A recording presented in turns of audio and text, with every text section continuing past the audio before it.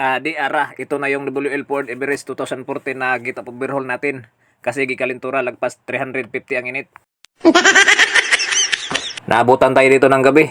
Kakatapos lang nating na-assemble, paandar na tayo. Start!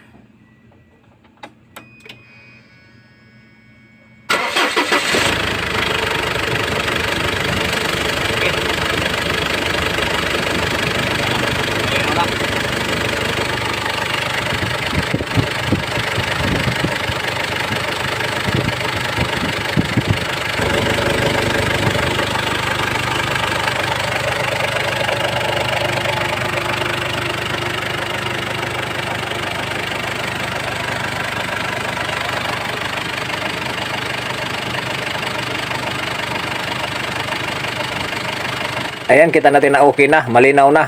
At huwag kalimutan natin ditong mag-revolusyon para dagdag kita ba. Ano ginagawa mo?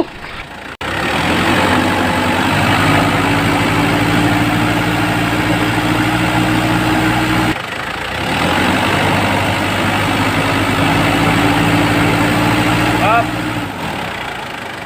Ayan sa, okay pagandar.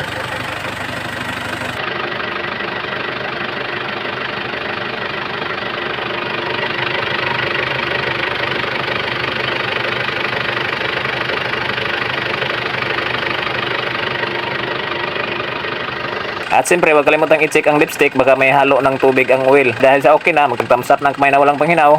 Wow! Kumbati!